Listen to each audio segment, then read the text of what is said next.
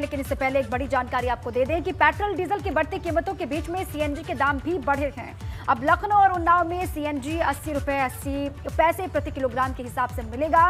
ये बड़ी जानकारी आपके सामने हम रख रहे हैं। देखिए, बढ़ती महंगाई को लेकर त्राहिमाम अब आम लोग कर रहे हैं।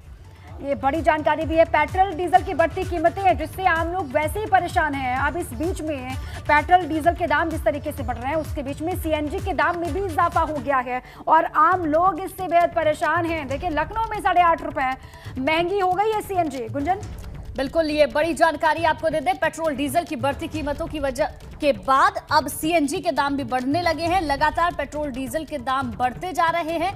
इसके साथ साथ जहां थोड़ी सी राहत सीएनजी की गाड़ी वाले चालकों के लिए थी, लेकिन अब सीएनजी भी लखनऊ में 8.5 रुपए महंगी हो गई है। यानी कि महंगाई अब धीरे धीरे बढ़ रही है और खास करके उन बुनियादी चीजों पर जिससे सीधे जनता का सरोकार होता है। पेट्रोल डीजल के दाम लगातार बढ़ते जा रहे थे। अब इसी बीच सीएनजी के दाम भी बढ़ रहे हैं। लखनऊ में 8.5 रुपए महंगी सीएनजी हो चुकी है। पेट्रोल डीजल की बढ़ती कीमतों के बीच सीएनजी के दाम भी अब बढ़ गए हैं। अब लखनऊ और उन्नाव में सीएनजी 80 रुपए 80 पैसे प्रति किलोग्राम के हिसाब से लोगों को मिलेगा। और ये खबर बहुत अहम है लखनऊ के लोगों के लिए भी। देखिए, पेट्रोल डीजल की बढ़ती कीमतें और लगातार जिस तरीके से पेट्रोल डीजल के दाम में इजाफा हो रहा है, उससे ये कहा भी जा रहा है कि आखिर कब जाके इन बढ़ती कीमतों पर ब्रेक लगेगा। लेकिन इसी बीच में सीएनजी को लेकर भी अहम जानकारी सामने है कि लखनऊ में 8.5 रुपए महंगी हो गई है सीएनजी और इसी के साथ ही अब आम लोगों की मुश्किलें और भी बढ़ने वाली है आने वाले वक्त में। ये बार बार कहा गया कि जो मिडिल क्लास है उनका ख्याल नहीं रखा जा रहा है। पेट्रोल डीजल की वजह से वैसे ही लोग परेशान हैं और ऐसे वक्त में जब महंगाई पर विराम लगाने की आवश्यकता है या फिर महंगाई पर ब्रेक लगने की आवश्यकता है, ऐसे वक्त में सीएनजी के दाम में ये बढ़ोतरी और ये दोहरी मार है आम लोगों के लिए। इस तरीके से तमाम लोग नाराजगी जाहिर करते हुए भी दिखाई दे रहे हैं अलग अलग हिस्सों के। इसी बीच में राजधानी लखनऊ से ये बड़ी खबर है। देखिए, लखनऊ में 8.5 रुपए महंगी हो गई है सीएनजी। पेट्रोल डीजल की बढ़ती कीमतों के बीच में सीएनजी के दाम भी बढ़े हैं। ये खबर आपके लिए अहम है और इसकी जानकारी आपको होनी चाहिए। अब लखनऊ और उन्नाव में सीएनजी 80 रुपए 80 पैसे प्रति किलोग्राम मिलेगी।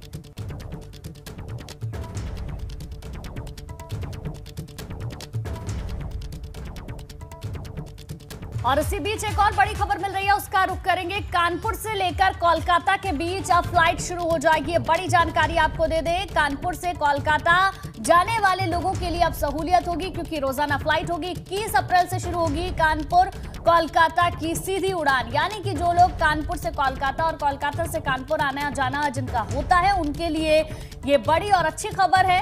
21 अप्रैल से कानपुर कोलकाता के बीच सीधी उड़ान शुरू हो जाएगी। ये बड़ी जानकारी आपको दे दें, कानपुर से कोलकाता की रोजाना फ्लाइट्स अब शुरू हो जाएंगी। कोविड की वजह से कई फ्लाइट्स जिन्हें रद्द कर दिया गया था या फिर कम फ्लाइट्स जा रही थी, लेकिन अब रोजाना फ्लाइट कानपुर से कोलकाता जाएंगी। ये बड़ी जानकारी आपको दे दें। अब कानपुर के लोगों के लिए भी और कोलकाता के लोगों के लिए भी ये खबर मतलब वाली है और 21 से 29 अक्टूबर तक शेड्यूल जारी किया गया है कि किस तरीके से फ्लाइटों का शेड्यूल रहेगा, किस तरीके से कौन से वक्त में फ्लाइट यहाँ से चलेगी। 21 अप्रैल से शुरू होगी कानपुर कोलकाता सीधी उड़ान। ये अच्छी खबर भी है कानपुर और कोलकाता के लोगों के लिए। कानपुर से कोलकाता की रोजाना फ्लाइट सेवा शुरू हो गई है, हवाई सेवा शुरू हो गई है। जिस तरीके से लोग इसकी डिमांड भी कर रहे थे, लोग मांग भी कर रहे थे और देखिए, लोगों की तमाम बातों को ध्यान में रखकर के अब ये फ्लाइट की जो सेवा है वो शुरू होने जा रही है। 21 अप्रैल से इसकी शुरुआत होगी और कानपुर से कोलकाता सीधी उड़ान भर सकते हैं, सीधी उड़ान ले सकते हैं लोग। और 21 से 29 अक्टूबर तक जो पूरा शेड्यूल है वो जारी कर दिया गया है। किस तरीके से फ्लाइट्स कब कब किस किस वक्त में चलेंगी, सुबह कितनी फ्लाइट्स संचालित होंगी और शाम में कितनी फ्लाइट्स चलेंगी, इसका पूरा जो ब्यौरा होगा वो भी जारी कर दिया गया है। शेड्यूल सामने रख दिया गया है और इसी बीच में ये खबर अहम हो जाती है कानपुर के लोगों के लिए भी, कोलकाता के लोगों के लिए भी, जिनको बेसब्री से इंतजार था,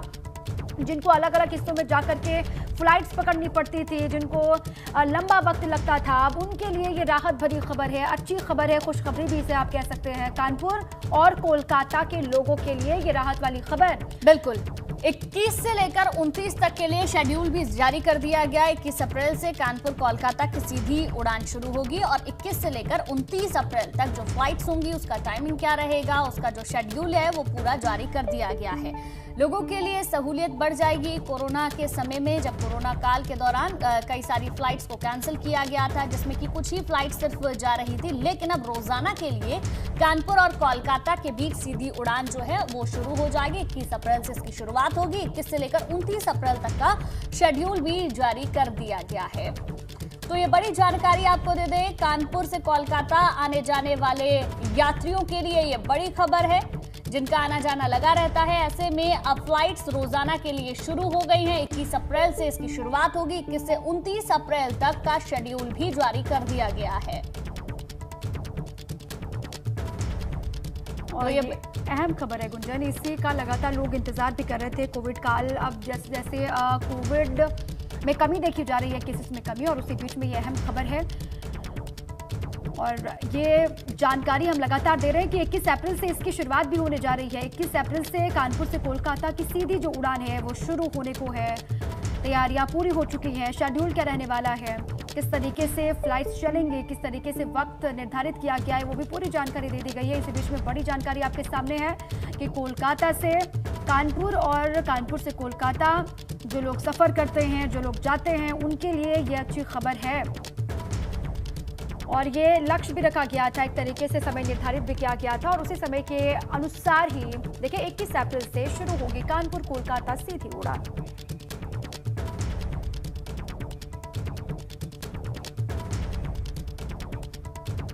तो इसी बीच एक बड़ी खबर मिल रही है। उत्तर प्रदेश में जिस तरीके से 12वीं का इंग्लिश का पेपर लीक हुआ, उसके बाद अब पुलिस एक्शन मोड में नजर आ रही है। यूपी बोर्ड पेपर लीक मामले में पुलिस का एक्शन। पेपर लीक मामले की जांच के लिए लखनऊ से एसटीएफ टीम को भेजा गया है। ये बड़ी जानकारी आपको दे दें, लखनऊ से बलिया एसटीएफ टीम को भेजा गया। पूरे मामले में जांच पड़ताल की जाएगी, क्योंकि पेपर लीक के मामले को लेकर तमाम जो पार्टियां हैं, जो तमाम सियासतदान हैं, उनकी ओर से भी निशाना साधा गया। दूसरी तरफ अगर देखें तो योगी सरकार भी इसको लेकर एक्शन मोड में है। जिस तरीके से इंग्लिश का पेपर लीक हुआ, उसके बाद अब कार्रवाई की जाएगी।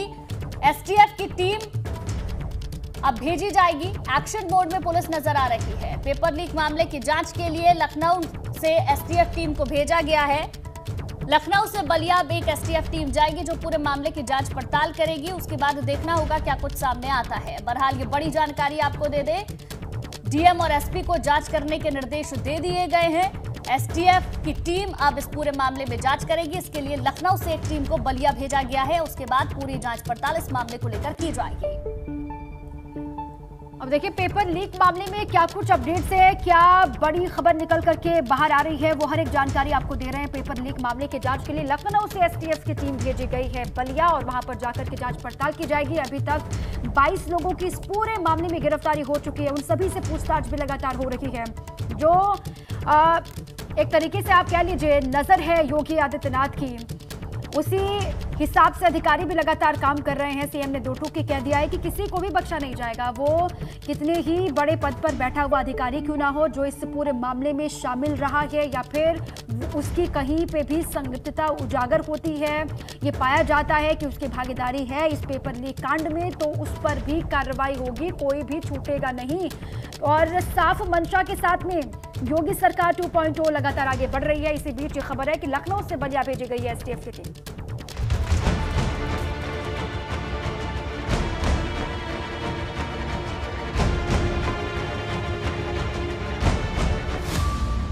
पेपर लीक कांड में बड़ा खुलासा, बलिया के निलंबित डीआईओएस के पास निकला दौलत का खजाना।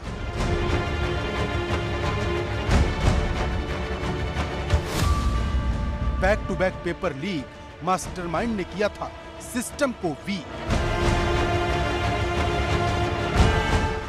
यूपी बोर्ड का पेपर लीक होने के बाद प्रशासन की धरपकड़ लगातार जारी है। अब तक 1.5 दर्जन से ज्यादा लोगों पर शिकंजा कसा जा चुका है। इसमें सबसे बड़ा नाम बलिया के निलंबित डीआईओएस ब्रिजेश मिश्रा का है, जिसके पास अकूत संपत्ति का खुलासा हुआ है।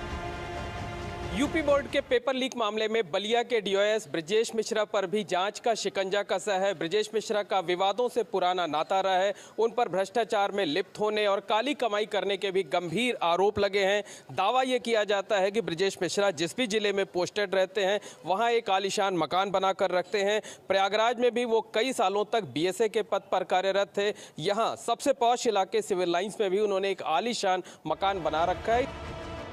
दावा किया जा रहा है कि ब्रजेश मिश्रा ने अपने पद का दुरुपयोग करते हुए जमकर काली कमाई की। ब्रजेश मिश्रा ने जिस भी शहर में नौकरी की वहां कुछ न कुछ संपत्ति जरूर बनाई, क्योंकि जानकारी के मुताबिक बलिया के निलंबित डीआईओएस के पास, प्रयागराज के सिविल लाइंस हनुमान मंदिर के पास करोड़ों की कोठी है। झूसी में कई एकड़ का फार्म हाउस है। इसमें गिर जैसी प्रजाति की 300 गायें हैं। बिहार में आलीशान मॉल भी है।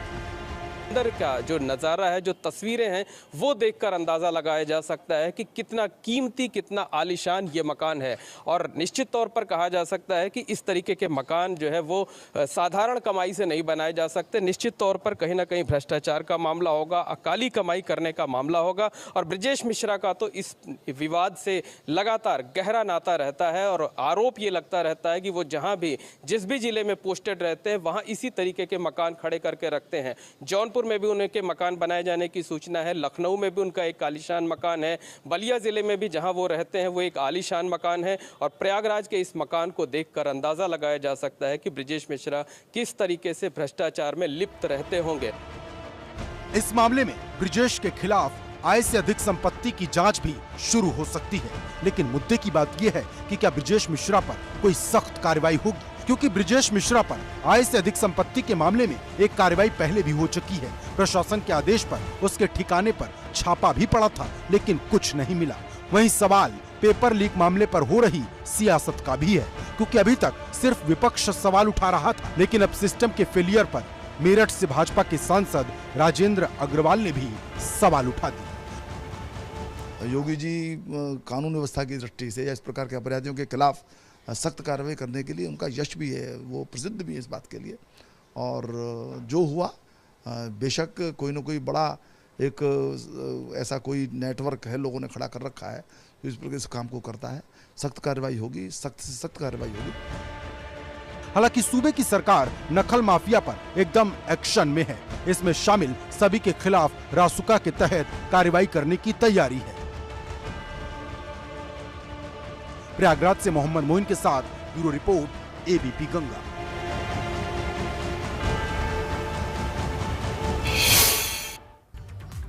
तो पेपर लीक के बाद से कई सारे सवाल खड़े हो रहे हैं कि आखिर इसके पीछे कौन लोग शामिल हैं। अब योगी सरकार ये कह रही है कि जो भी लोग इसमें शामिल होंगे उन पर एनएसए लगाया जाएगा, किसी को भी छोड़ा नहीं जाएगा। आगे बढ़ते हैं, बात कर लेते हैं समाजवादी पार्टी कुनबे की। देखिए, शिवपाल सिंह यादव की नाराजगी खुल करके सामने आ चुकी है। अखिलेश यादव और शिवपाल सिंह यादव के बीच में सब कुछ ठीक नहीं चल रहा है, वो सबके सामने है। अब सबसे बड़ा सवाल ये खड़ा होता है कि शिवपाल सिंह यादव का अगला कदम क्या होगा। वो शांत बैठे रहेंगे या फिर कोई बड़ा कदम उठाएंगे। भाजपा में जाने की भी उनकी चर्चाएं चल रही हैं। हालांकि अभी तक शिवपाल सिंह यादव ने इस सवाल पर चुप्पी साधी हुई है। बोलने का उचित समय मेरा नहीं। अच्छा, उचित समय कब आएगा सर? इंतजार करो, इंतजार करें।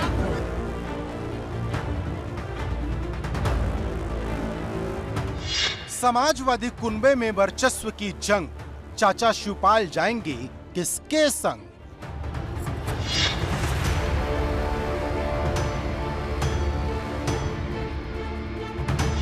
सीएम योगी से मुलाकात, अखिलेश से विवाद, मुलायम ने दिया शिवपाल को आशीर्वाद।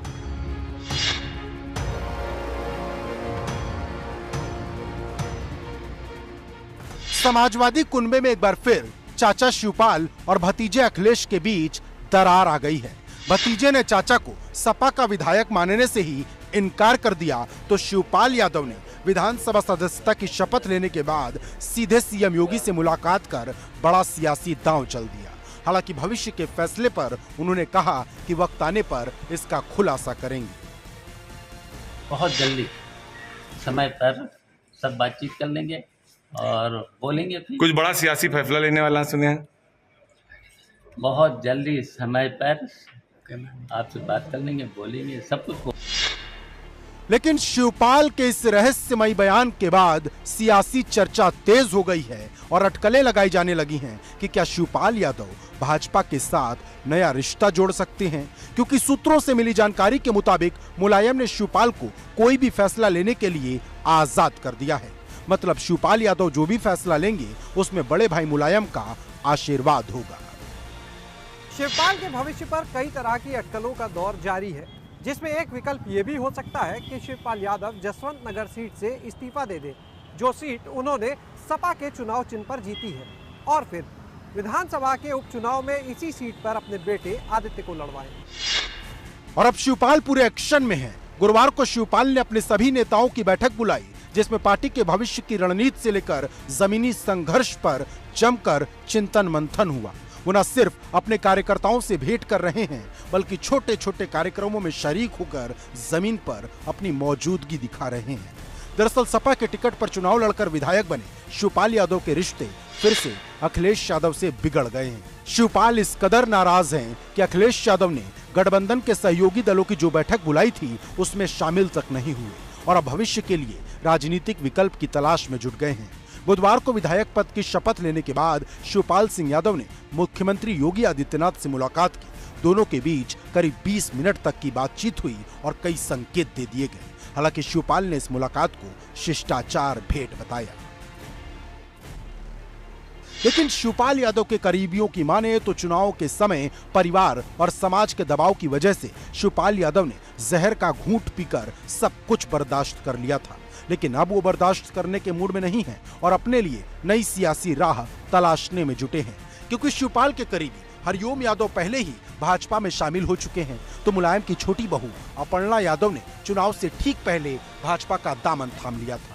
गौरतलब है कि जब मुलायम कुनबे में वर्चस्व की जंग छिड़ी तो अपर्णा शिवपाल के साथ खुलकर खड़ी थी। तो क्या मान लिया जाए अब शिवपाल भी भाजपा के साथ नया रिश्ता जोड़ने के लिए कदम बढ़ा रहे हैं? क्योंकि सवाल सिर्फ शिवपाल यादव का नहीं, उनके बेटे आदित्य यादव के भविष्य का भी है। क्योंकि ऐसी कई वजहें हैं जिनसे शिवपाल की नाराजगी लगातार बढ़ती गई। यूपी चुनाव के वक्त शिवपाल ने अखिलेश से 40 से ज्यादा सीट मांगी थी, लेकिन अखिलेश यादव ने सीट दी सिर्फ एक।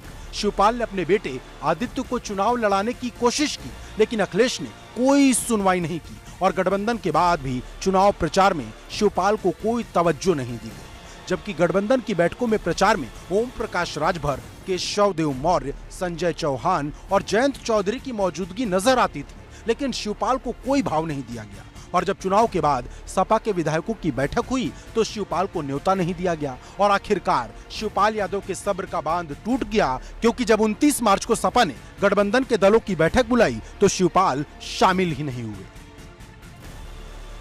इतना सब कुछ होने के बावजूद भी शिवपाल यादव के सब्र का बांध नहीं टूटा, लेकिन जब नतीजे आए और उसके बाद 26 मार्च को समाजवादी पार्टी के विधायकों की बैठक बुलाई गई तो उस बैठक का भी न्योता शिवपाल यादव को नहीं भेजा गया।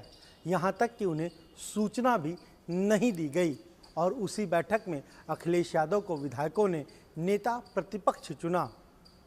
शिवपाल यादव जबकि समाजवादी पार्टी के सिंबल पर ही चुनाव जीतकर विधायक बने हैं, हालांकि वो उस बैठक में शामिल भी नहीं हुए।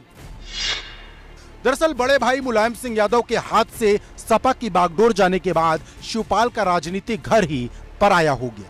राजनीतिक मजबूरियों के चलते विधानसभा चुनाव में अखिलेश के साथ आए, लेकिन पहले वाला सम्मान ना मिलने की कसक उनके दिल में हर मौके पर दिखी।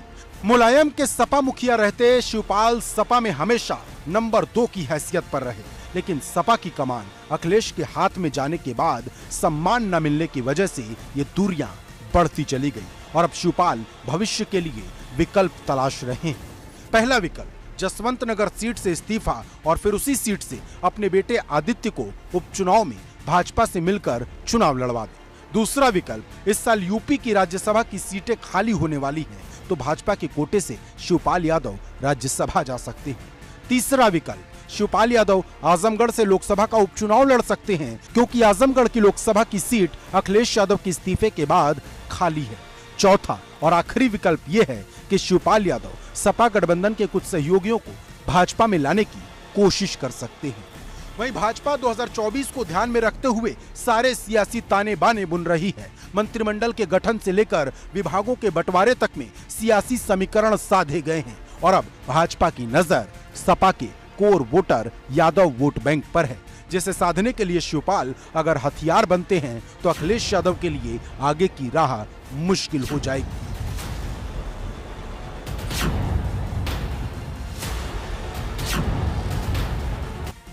लेकिन भाजपा शिवपाल पर दांव लगाएगी, ये बड़ा सवाल है, क्योंकि डिप्टी सीएम केशव प्रसाद मौर्य ने अपने एक बयान से तमाम अटकलों पर विराम लगा दिया है।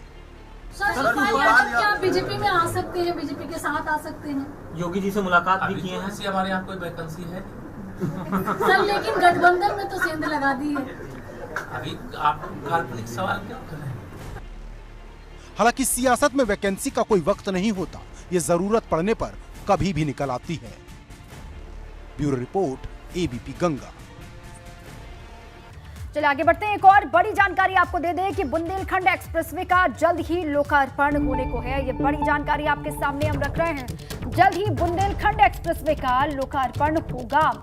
इसकी जानकारी मिल रही है कि पीएम मोदी करेंगे बुंदेलखंड एक्सप्रेसवे का लोकार्पण और इसकी तैयारियां भी चल रही हैं। मई के आखिरी हफ्ते में या फिर जून के पहले हफ्ते में लोकार्पण की तैयारी है।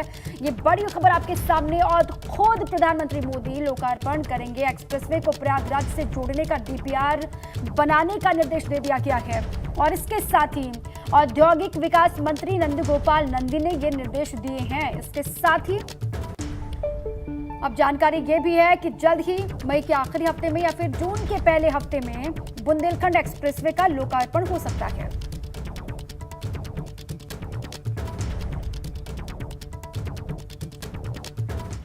और इसी बीच दीपा एक बड़ी जानकारी भी दे देते हैं अपने दर्शकों को। दिल्ली मेरठ एक्सप्रेसवे पर जहां अभी तक का सफर मुफ्त में होता था, लेकिन अब वो सफर मुफ्त में नहीं होगा, क्योंकि दिल्ली मेरठ एक्सप्रेसवे पर टोल लगना शुरू हो गया है। मेरठ के टोल प्लाजा पर अब शुल्क देना होगा, यानी कि टोल देना होगा। बड़ी जानकारी आपको बता दें, अभी तक इस हाईवे पर मुफ्त में ही सफर किया जा रहा था दिल्ली मेरठ एक्सप्रेसवे पर, लेकिन अब से टोल लगना शुरू हो जाएगा। ये बड़ी जानकारी आपको दे दें, जहां अभी तक दिल्ली मेरठ एक्सप्रेसवे पर मुफ्त में ही सफर किया जाता था, सफर बहुत आसान था। अब उत्तर प्रदेश, हरियाणा, उत्तराखंड और दिल्ली से जुड़े ज्यादातर राजमार्गों पर टोल टैक्स में कम से कम 10% की बढ़ोतरी कर दी गई है और यहां पर टोल टैक्स अब देना होगा।